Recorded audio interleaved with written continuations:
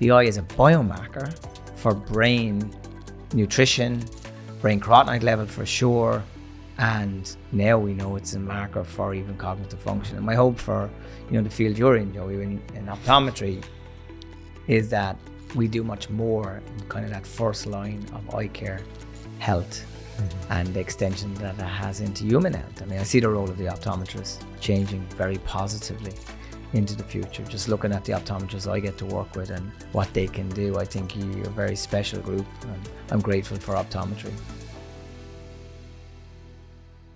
Now, before we dive into the episode, I do want to take a moment to thank our episode sponsor, which is MacuHealth, a brand that I trust and is widely recommended by both eye doctors and vision researchers.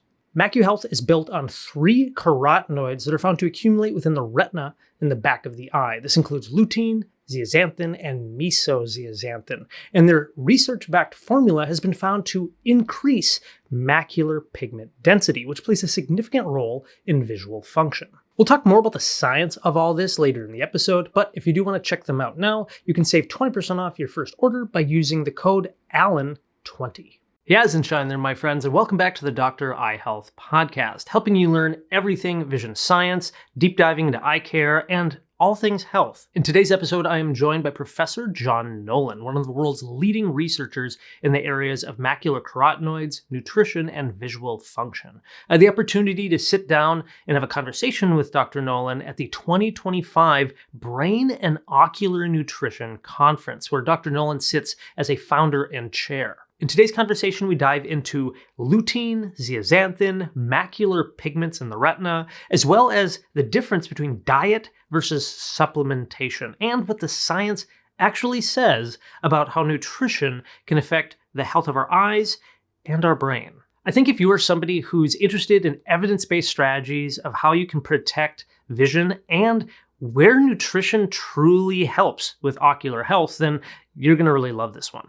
So without further ado, let's double click on this and hear from Dr. John Nolan. Well, John, thank you so much for coming onto the podcast. I know you and I have actually met before. We've, in fact, done an interview on a previous podcast. But I think let's just start off with carotenoids. You have done all of this research over your career. Can you explain what are carotenoids and kind of what do they do? Absolutely. Carotenoids, Joey, are plant-based pigments. So they're pigments, which means they have color, and they're plant-based, which means they're in nature. Mm-hmm. And they're also in anything that interacts with nature in terms of consume. So if fish consume plankton, we eat leafy greens if we're good. But anything that has a natural color has a carotenoid. There's about 700 plus carotenoids in nature, and there are 50 of them in a typical Western diet.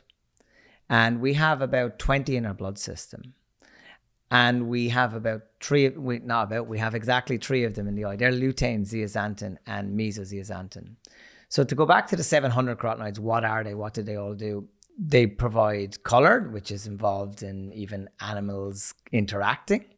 In plants, they're essential because photosynthesis requires that the plant is protected because it has to use light. And if the carotenoids weren't there, the plants wouldn't last at all. And that's interesting, actually, because if you stress a plant, you can upregulate the carotenoid amount. But as I said, we consume about 50 of these. And there's 2 types of carotenoids. Carotenoids, some of them have oxygen and some of them don't. The xanthophyll carotenoids have oxygen. And they're particularly interesting for the eye and for the brain because they're upregulated and concentrated. So the foods like spinach, kale, peppers, eggs are a great natural source of carotenoids that us humans get access to. And where does it come from? Hens are eating, hopefully they're eating corn-based products or even grass in Ireland, and they'll get carotenoids from there. And in many countries, to stay on the egg example, when the eggs are being fed, they will add carotenoid-based feed to give the egg yolk that beautiful color. And the egg is a factory of carotenoids because it's highly bioavailable. But long story short, the carotenoids are really important to us. We don't make them ourselves, so they're exclusively dietary of origin. So we have control over how many carotenoids we take in and the amounts of those carotenoids. So in the context of the eye, a carotenoid lutein, zeaxanthin, and meso, we consume very low amounts. We're probably 20 times away from what we need. And we just listened to the talk in Bonn, and all the athletes that were measured, their carotenoid levels were measured, and they're all pretty bad. So these are high-performing individuals that intuitively believe they're doing the right thing by their nutrition, and they're clearly not. And I'll come back to that in a minute. But the basic principles around carotenoids for us humans is that they're fat soluble, so it means they're stored in fats. So the eye, the brain is very fatty, of course. The retina, an extension of that. And they work there as antioxidants primarily. So just like the sunscreen we put on our skin, these carotenoids do that work inside our body. And this is really important to the eye because, as you know, we use and metabolize so much oxygen. I think the retina metabolizes more oxygen than any other tissue in the body. So it's under attack as we live and as we age and everything that goes with that. So it makes sense, therefore, that if there was a way that we can enhance these carotenoids, that would be a good thing to do. The eye is really cool. And I always talk to optometrists about getting excited about optics inside the eye. Because most of the work that we hear and the work that's done in clinic, we're thinking about, refractions and spectacles. And, I would say optics inside the eye is interesting. So what do I mean by that? So these same pigments, which are yellow, filter light 460 nanometers. So they filter blue light. So it's the good light, but it's also, as you know, in excess, it's the bad light. It's the light that can give the retina problems because it has high energy within that visible spectrum. So these carotenoids, from the 700 that are in nature, from the 50 we consume, and the 3 that are upregulated and concentrated in the macula, are good for all of us if we have enough of it. And thankfully now, we know how to do this with diet, but we also have access to supplements which have been developed over 20 years from our own laboratory at the Nutrition Research Centre Ireland, Waterford. And we've tested these. I think the final point is, who cares? We should all care. And I can say that because we've tested these across all populations, everything from, kids in school to people, unfortunately, sick and fragile with Alzheimer's disease and the terrible condition that presents, and macular degeneration, of course, which is where my own research started. So that's giving you a very long answer to your question, but it is, what is a carotenoid? It's something we need. It's something that we have to get from our diet. And we now know the mechanisms: antioxidant, optical, and there's one more. And that's the anti-inflammatory piece, which takes us into a whole new area of research, which is cardiometabolic disease. And we have some fascinating data on that too. I was going to ask more into that because of all these, like a decade of research that you've done, like what's the most shocking or surprising takeaway that you've kind of gotten just from doing that research? Oh, that's a great question. I would say the most surprised data that I've had access to from my research has been that Alzheimer's patients pretty much have zero macular pigments, zero carotenoids. Wow. So then you have to ask yourself the question, why? Dietary of origin, we know even at early stages of Alzheimer's disease, so these patients have pretty much no macular pigments. And, we did so much work on the eye, as you know, with patients with macular degeneration and the CREST study. And we primed our research questions around visual function, so measuring performance of vision. We're not really looking at morphology disease in our studies. That would take 20,000 patients over 10 years. And we clearly, as nutritional scientists, don't have access to those type of funds. Now, we do assess morphology in vision. We look at contrast sensitivity. We look at visual, how good or bad people's vision is. But when we ended up, and it was almost by mistake that we ended up in this area, in parallel, I was doing measurements on macular pigment in a study called TILDA in Ireland. There was over 5,000 people in that study, but I was in charge of and supporting the kind of eye part of that study. So measuring the macular pigment, imaging the retina, and measuring vision. And we wanted to see if there was any correlations. And there was, of course, confirming lots of the work that we saw in our interventional trials. But there was another scientist called Joanna Feeney. I think she was just finishing her PhD, in fact. And she was measuring cognitive functions, cognitive abilities, memory, reaction, all of these very sensitive parameters of vision that Joanna and her team. And we ended up at a conference together. And we discussed my work, and and her work. And we saw around the same time Liz Johnson was actually measuring carotenoids in human brain with some fascinating results, which I'll come back to in a second. But in their data set, we saw very striking relationships between those who had high macular pigments and cognitive performance across the aging population. So these people may not have had neurodegenerative diseases, but they would have been in 55 plus. So they would have, so in that sample population, the data was just so striking, the most striking. And then I said with Prof. Mulcahy, who you heard speak at Bonn, let's look at Alzheimer's patients. And then it took us nearly 3 years to develop a protocol that was safe and ethically appropriate, that we could safely work with these vulnerable patient group. And thankfully we did, because you asked me what was the most surprising. And I'm giving you another long answer, sorry, but the most surprising was the fact that I've never seen such low levels. And then we had to see, could we fix it? And we could, and we did.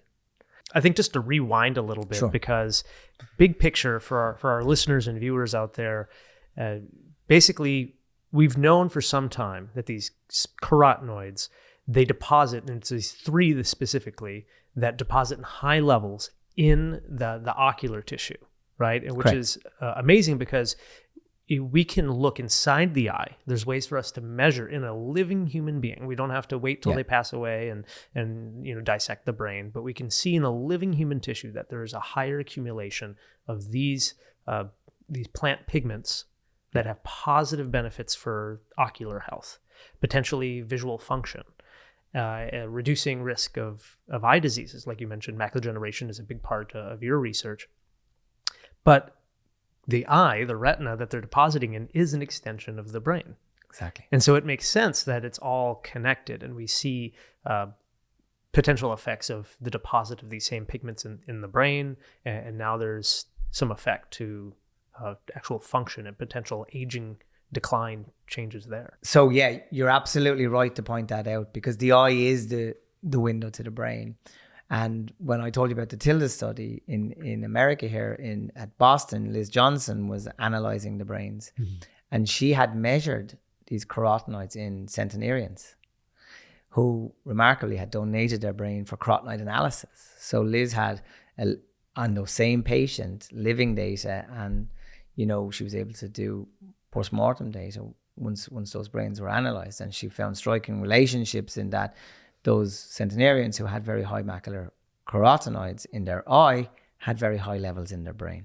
So to your point, yes, the eye is a biomarker for brain nutrition, brain carotenoid level for sure, and now we know it's a marker for even cognitive function. And my hope for the field you're in, Joey, in optometry, is that we do much more in kind of that first line of eye care health and the extension that it has into human health. I mean, I see the role of the optometrist changing very positively into the future. Just looking at the optometrists I get to work with and what they can do, I think you're a very special group. I'm grateful for optometry. And I think we have, as optometrists, as eye care providers, we have this great window, because not only do we have patients who are coming in, we get to examine the eyes, we can test their objective and subjective results, but then we usually have a little bit more time, because if you go to your, if a patient goes to like their family care provider here in the US, they maybe have 5-10 minutes with them to cover so much of the whole body. And we just, we have the eyes, and the eyes, there's a lot going on with the eyes, but usually we have at least a little bit more time.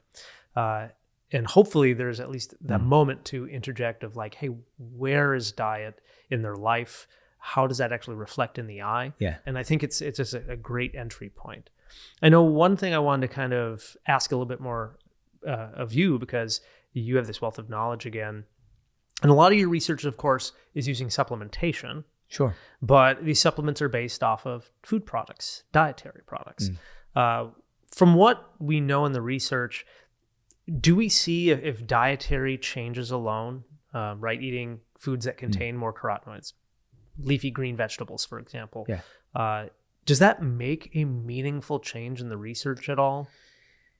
Well, to some point, in the research, it's hard, because to show an effects, you kind of need to have, in the smallish samples we work with, you need to have kind of large effects. To answer your question though, by changing your diet positively and introducing carotenoids, Absolutely. You'll get improvements over time. You'll see it first in your skin. It depends on the foods you're eating, of course. I mentioned eggs already. They're very good because the carotenoids are available. If you eat a pepper that has lutein or zeaxanthin and you don't cook it in a certain way, you won't get any. It'll go through your system, and they're fat soluble, so they just come out. We don't get to, because there's a massive process whereby, and a detailed process whereby these carotenoids are packaged, if you like, for the journey they must go on to be transported to their target tissue. So without getting too sciencey, I'll do a little bit. That's why you often hear us saying we would recommend you take them, with a meal, because we want you to have fats in your stomach. Because what happens is the carotenoids are out of the foods. You hope that you'll be able to break them down. That starts with the chewing process. And if the cooking is good, it'll be easier to do that. And then what happens is these fats, with surfactants produced from boil, kind of identify that the carotenoids are there, and they'll kind of package around, because they have to help the transportation through the intestinal wall and then into the lymph system and then into the blood system. So there's a lot that can go wrong and stop your patient getting value from the carotenoids, even from diet. So diet has to be the starting point of health. We should recommend the good diets. Food itself is devolving, because of over farming and because of the speed at which plants are grown now. In other words, remember what I said at the beginning of this podcast, they're in plants to help plants grow in difficult environments, and we can upregulate them. If you make it easy for a plant to grow, the carotenoid level goes down. So we're eating much less now. That makes sense to me, just because our knowledge of basically factory farming, right? Yeah. We're trying to, for economic reasons, I get it. They're trying to make more food faster. They're trying to make it more appealing. Sure. And in a way that'll survive the transportation across the globe sometimes to end up at the grocery store. And so all these factors could influence the nutrient density. We did one study actually where we designed a spinach smoothie. It cost $6 to make this smoothie. So there was more than 10 milligrams of lutein in this smoothie. And we compared that then to the supplement, the 10-10-2 supplement that we were using with Macular. And that had 10 milligrams of lutein, 10 milligrams of meso, and 2 of zeaxanthin. And this work actually was published by the BBC.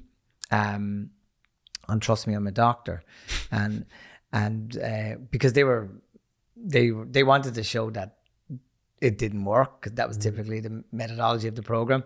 But God rest the gentleman, Dr. Michael Mosley, who had that tragic accident. We've lost him to this world. He did some great work.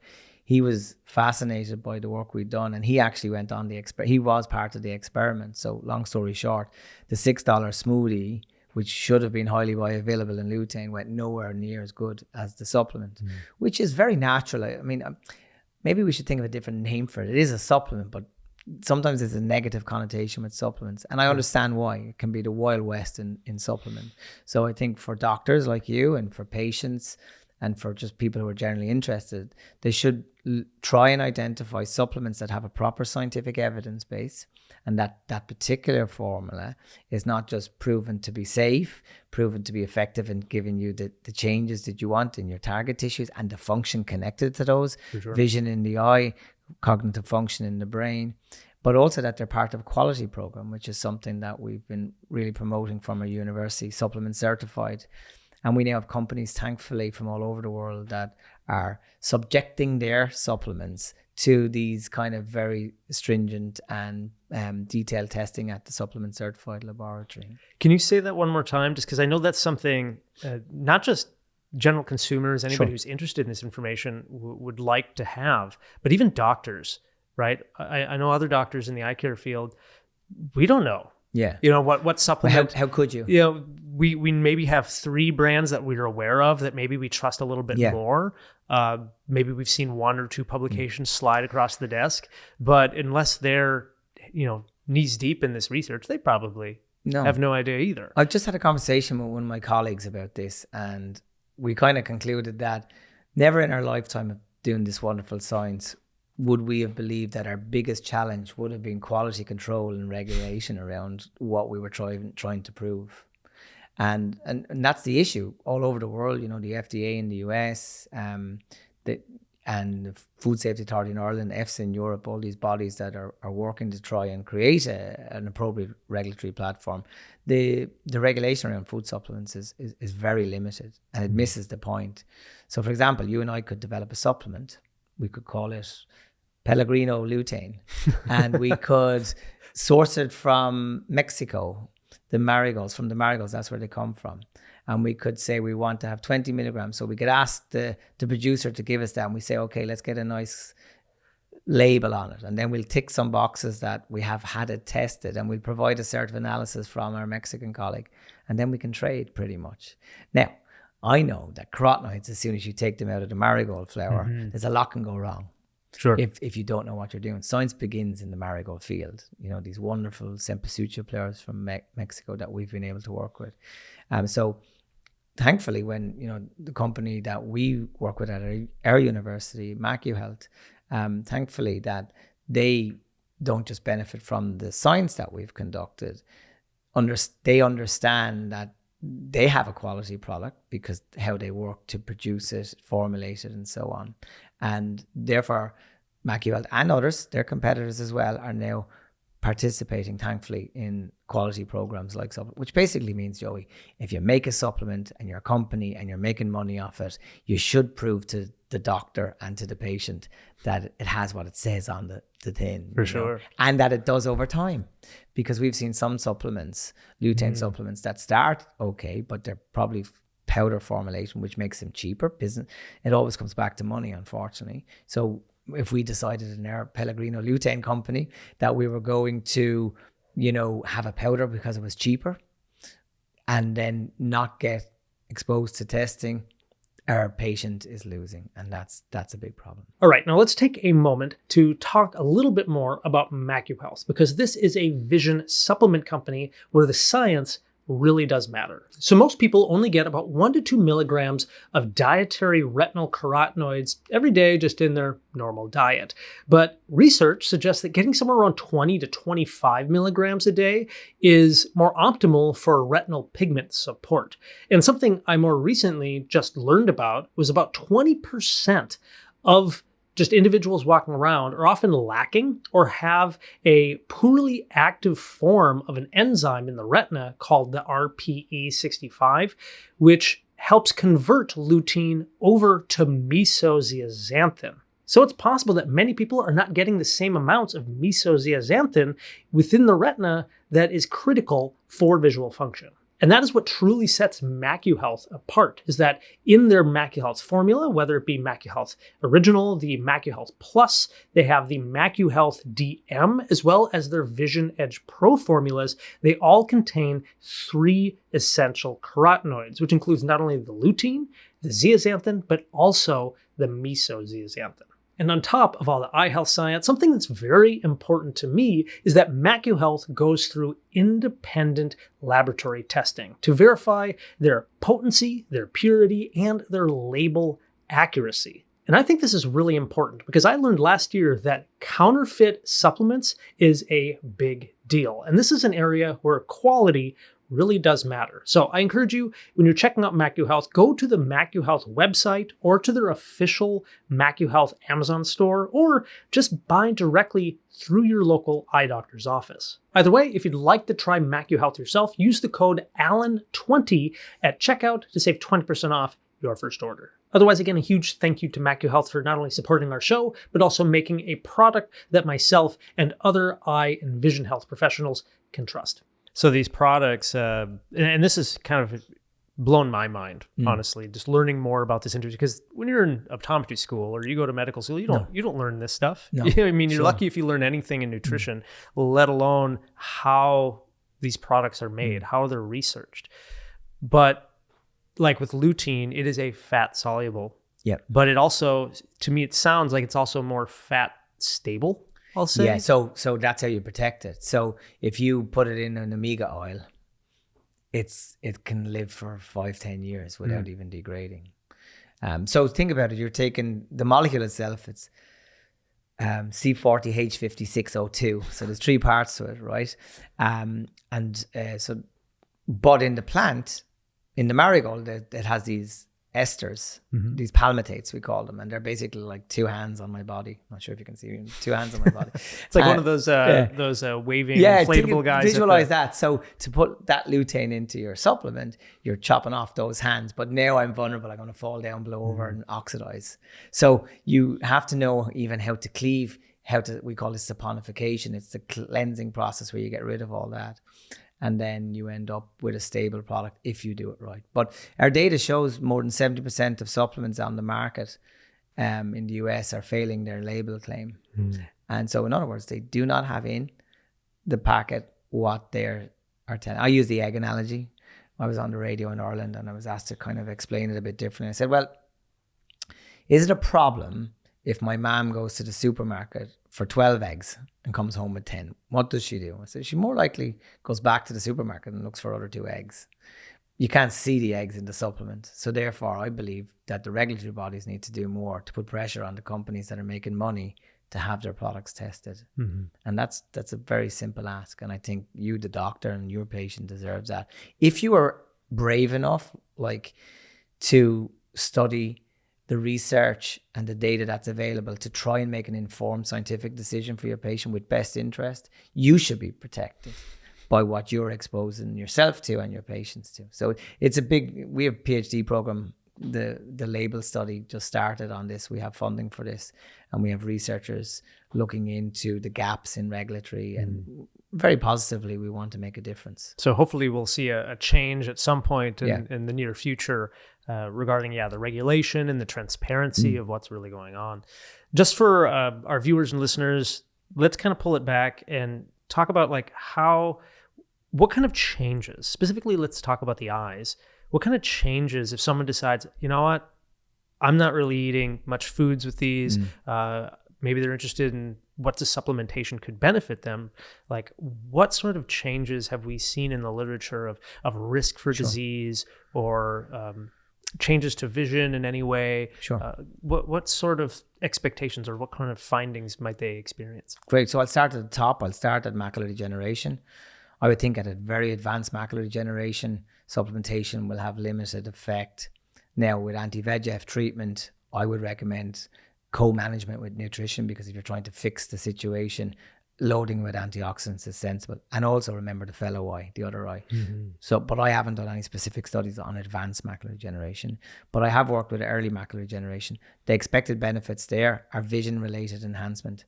As you know, with AMD, the first measure of visual function to fall off the cliff is contrast sensitivity. So in our CREST AMD trial, we measured many aspects of visual performance, visual function, including contrast sensitivity. 6 cycles per degree was the primary measure of contrast. We based that on Osley and Sloan's work from, I forget how long ago, but a long time ago. And they showed back then that 6 cycles per degree contrast sensitivity was the measure that correlated perfectly well with how the patient feels about their vision. And so we were able to scale that and sensitize that appropriately for the patient group we were working with. So the expected changes there, patients will see better. Issues that they would have driving at night with, glare disabilities, all greatly enhanced. The data is very clear, not just from my lab on that, from labs from all over the world now have co-validated that piece.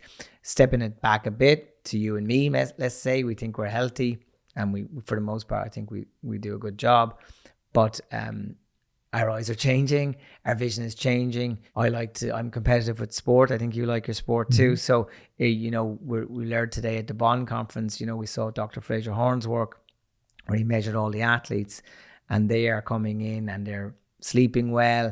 They have a nutritional specialist, but carotenoids are not part of the menu today, if you like. So all of his athletes were highly deficient in these carotenoids. So the changes they would get would be similar to what we saw in the CREST Normal trial, which is enhanced contrast and quality of vision. And we've actually just tested that with collaboration project. I'm just finished with Sports Singapore and their athletes.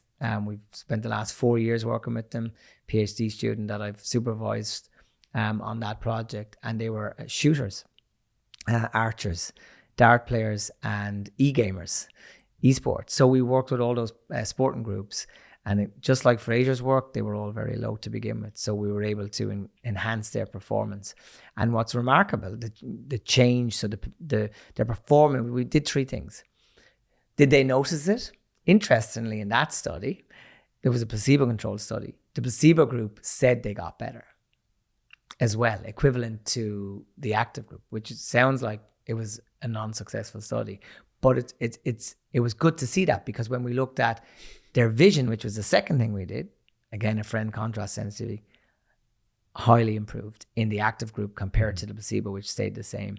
But the real win here was their performance got better. So we developed testing protocols over their 45 minutes of sporting activity to assess how good or bad they were. And this new data now shows us that a real win in terms of the performance. So, and interestingly, all the nutritional advisors that working with those athletes have now brought carotenoids and this supplement into their daily routine for enhancing their athletes. So it's exciting. And so with this evidence, it sounds like we have direct data saying, hey, if you consume more of these carotenoids, not only do you see this effect within the ocular tissue, but then you see a subjective improvement in their actual visual quality, right, with contrast sensitivity.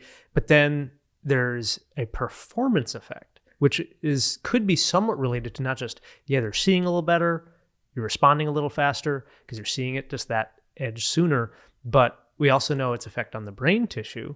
Perhaps it's having an effect in our cognitive performance. Yeah, I think you're right. Yeah, I think that's a perfect summary. And I don't think it's just visual.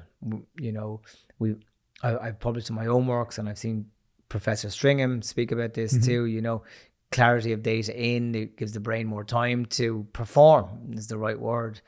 But also we know, extending back to Alzheimer's disease, which we've worked, we know the anti-inflammatory piece in brain, and just keeping those tissues working better. You know, some of if you think of contrast sensitivity, it's not the optical piece, can't be. So the only answer is an enhancement in contrast sensitivity with enriched macular pigments has to be that you're making that tissue healthier. And if it's healthier, it's going to work better. If it works better, we see better. And that's amazing. So if somebody's decides, hey, they want to start taking a supplement. They talk to their doctor. The doctor says, hey, we want you to start taking this supplement that contains lutein, zeaxanthin, zeaxanthin, and they start taking it. How long will they have to take it before maybe they start noticing benefits? What is the research? Great question. So because they're fat soluble, and we talked a little bit about the journey that these must go on, it takes some time. The blood, we call it the half-life, which means when it gets saturated, that's about 10 days. So that happens quickly. The skin, you can see it as quickly as 4 weeks, but it's significantly better at 4 months, 8 months, 12 months and so on. So these keep going up if you keep doing the right thing. So you'll notice the eye changes, which is kind of the target tissue of interest here. 6 months we see it. It's much better at 12 months. So it takes time. And that is an important message for the patient who wants to get a result. It's a lifestyle change. Lifestyle, you have to commit to it. You have to comply to it. Actually, that was interesting about the Singapore study. Probably the best athletes or population group that I've worked with in terms of doing what they were asked to do. We had no dropouts. We had 100% compliance. We had no returns because we do supplement counting. I've never seen anything like it. It was amazing. That's great. I wonder, just from what you said about it takes, the longer you take it, the better you see these kind of results, right? Yeah. Does that also reflect that, taking it earlier in life could have potential benefits, long term? From the cradle to the dance floor is the answer. When a mother feeds her baby for the first time, it is a carotenoid-rich omega food, basically. That's why it has that color. That colostrum has the carotenoids. And the reason for that early doors is that the retina is developing. So the oxygen damage, oxidative stress levels are higher in developing retinas, developing brains than in even us adults, which have a lot of oxidative stress to deal with. But yes, earlier the better. I'm doing a project at the moment, even in schools. We call it the Lunchbox Project, where we're going into schools. We're working with the children. and we help them design their own lunch. And part of that is that we're measuring carotenoids, and children are quite competitive. They want to have a good score. But if you educate a child on what's good about good food, and they're actually interested in it, and if you work with them to help them think about what foods could they maybe even be involved. I did it with my own daughter, Penny, and my other daughter, B. I asked our nutritional advisor, how can I get kids to like eat this stuff and the good stuff? And she said, make them be in charge of the food that they choose and the preparation of that. It changed everything. So Penny and being able to do better. But yet in optometry, the message is, I think optometry has been doing it wrong, because I think optometrists are trained that they have like almost like medical doctors, in that they want to fix a disease, they want to fix a problem. So it's a reactive process. And the best doctors I know that have kind of put nutrition into what they do in their clinical work, even those wonderful doctors are probably more focused on the well-worried disease patients, those with macular degeneration and so on. So we see drusen and pigment, we get busy. I say in my most recent education, turn it all around. So everything you were doing, do it the other way. Yes, it's great for those patients, but what if I told you you can do something with a supplement that has an efficacy, so it works, it's safe, but it's going to make your patient's vision better, all of them. So now you have something in your clinic that is, since the invention of spectacles, a way you can make their vision better. Okay, but it's appropriate to all of your patients. So I think that's exciting for optometry, and I've seen optometrists do it. I know one of my colleagues, Mark Rourke, who unfortunately, another wonderful human being who we've lost, Mark changed his whole clinical practice into nutrition and contrast sensitivity work, and he met less patients because he wanted to, and he wanted to give more time, and he wanted to introduce these new things, but it worked a treat for him. So he's created an example in the clinic that I think is very, very good.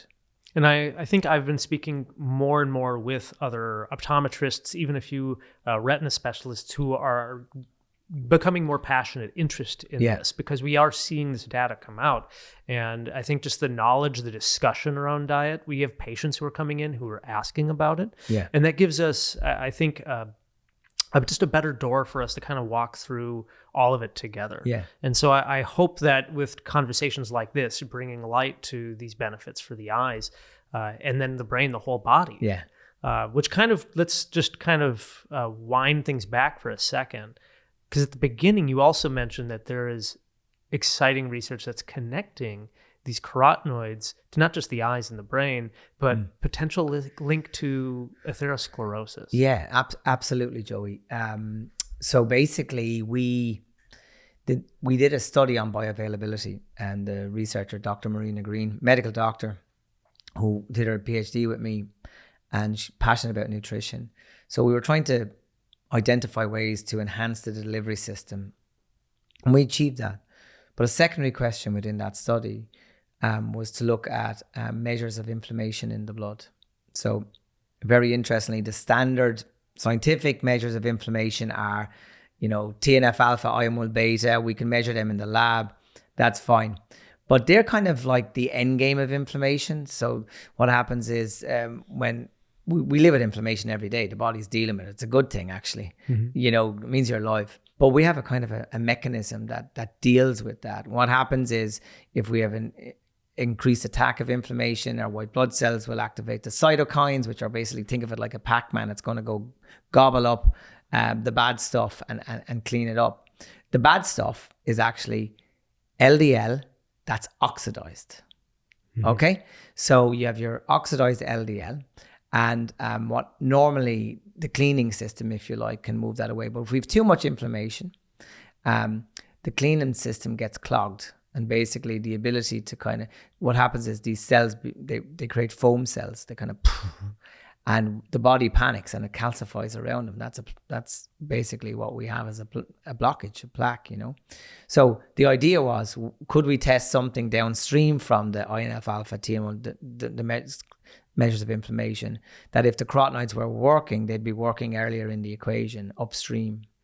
So we measured levels. We developed with Nicole Stringham a way to assess oxidized LDL.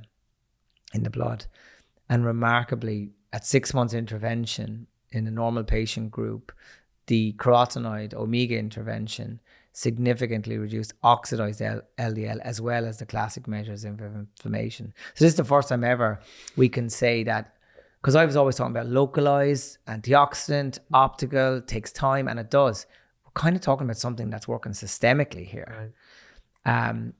We have data from the general population, again, people working in an Irish factory, we're our population group here. We measured our carotenoids. We measured their risk of cardiometabolic disease, and that was part of Marina's work as well. And she saw that 1/3 of that population, just who had no knowledge that they may have a health risk, were at high risk of a cardiometabolic event, Right. and their carotenoid levels were on the floor. And that's one of the biggest shocks when I first saw that publication come out. I think you shared it on LinkedIn, and so I read it, and it kind of blew my mind. And I've shared it with a couple other either podcasters or people who are really into the nutrition space, because they didn't know about it either. But we know that cardiometabolic disease, risk for atherosclerosis, whether it be stroke, heart attack, all of these things, those kill a vast majority of It's people. the number one killer, right? So the fact that we now are finding even a stronger connection, and we've known diet, lifestyle plays roles with those risk factors, but now it's like, hey, look, this thing that we know is really beneficial for the eye and the brain also may play a role. I think so. In maybe a protective role in against these conditions. And the mechanisms, like we talk about anti-inflammatory, which to your listeners may hope that it wasn't too complicated, but ultimately what we're saying here is all this bad stuff that can happen us in the blood, in the eye, in the brain, and that we see is in an inflamed eye, an inflamed brain, that's what Alzheimer's disease is. It can be stopped if you stop the oxidative stress bit. It's the equivalent to, protecting your daughter from falling off the bike so she doesn't have a bloody red knee. The oxidative stress is the falling off the bike bit. And with antioxidants, which we can provide to our eye and our brain and our blood, we can really get in front of this and provide a very positive, safe, there's lots of supplements out there that I'd be unsure of in terms of the type of testing and so on, outside of the carotenoid world. These are natural. We don't have enough of them. We're built as humans to try and accumulate them at the tissues we love the most and need the most, that are working for us the best. And now we've identified a way to enhance that. So it's equivalent to saying, I always hate when medical professions say, oh, eat healthy, be well, have a balance. What does that even mean? Mm-hmm. Because no one knows how to comply to that. And I think there's elements of eating well and being healthy across like everything we do. The protein, fiber, helps us sleep. But from a bioactive perspective, what's good in those good foods? Mm-hmm. And we know. And that's carotenoids is what's good in those good foods. I think it's tough, even in my training, and I'll talk about it at one of my lectures here, but in my training, they basically just say, oh, eat a heart healthy diet. That's kind of how we're trained to educate a patient. But it wasn't until my residency did I even stop and pull back. I'm like, what does that even mean? Yeah. What is a heart healthy diet? Oh, a Mediterranean diet, people will say. And if I tell a patient that, they think, oh, well, Italy's in the Mediterranean. Yeah. So if I eat a deep dish meat lover's pizza, then I must be eating the Mediterranean diet. So there's a lot more education, a lot more thought process that I think we need to, again, starting at a younger age, maybe having these conversations and really looking at what are we putting in our bodies and how do these affect our health and outcomes downstream. Yeah. It's very hard. I've significantly changed my own diet over the last 2 months. I went for a health check. I was going to ask, if you've made changes to your own health. Yeah, I have most recently, actually, because I probably wasn't following my own advice that well, if I'm to be, for full disclosure. I was always good with the carotenoids. I love eggs, and I take a supplement every day. But there was all this other stuff I was doing. Like in Ireland, our bread is very good. And our butter is very good. So I got rid of all of that. Stopped eating all these cereals, which are high sugar cereals. Sure. I had a bad habit of eating those at night after I went to the fit. So I cut those out. I might find massive changes to my sleep, to my energy. All, like, I've heard it all and I've listened to people speak about it and I read about it, but I've just done it now. And so I'm really pleased with the outcomes. And thank you for sharing that, because I think having that vulnerability of being like, look, I've read all this. I know all of this crazy amount of knowledge like you have, but we're not perfect. We're human beings, and we're still on our own journey. And it's difficult to make lifestyle changes. It is challenging. It is challenging. And so whether that be finding a friend to do it with you, a companion, finding more resources, because sometimes even myself, like I need someone to help cheer me on, to keep me in line, because we're all battled by advertisements. We're battled by the easy, convenient, what's fast, what's convenient. Yeah. I got other things going on. I'm tired. Yeah, all of these things. So it definitely builds up. And I hope anybody who's, again, tuning in, like if they're struggling or if they find those days that they feel like, gosh, that's normal, right? yeah, it's normal. It's normal. I sometimes I say to my wife, God, I work at the Nutrition Research Centre in Ireland, and I'm going around the world, thankfully talking to all these women, and sometimes I get it so wrong. I've been good the last while, but you have to live too. Yeah. You have to live too. But my final question for researchers like yourself, and we know that you know so much about carotenoids, about retinal macular pigments, retinal health, all of this. What is one piece of research outside of your area, your specialty, that has changed your life in some way? That's a great question. One piece of research outside of my specialty that has changed your mind, changed your thought process, or you think is really just influential in some way that's outside of your specialty? Wow. Cool. I'm trying to think, what's my specialty? I'm a nutritional biochemist that works in the eye. It's a bit strange. Yeah, I would say I'm very interested now in the sleep data.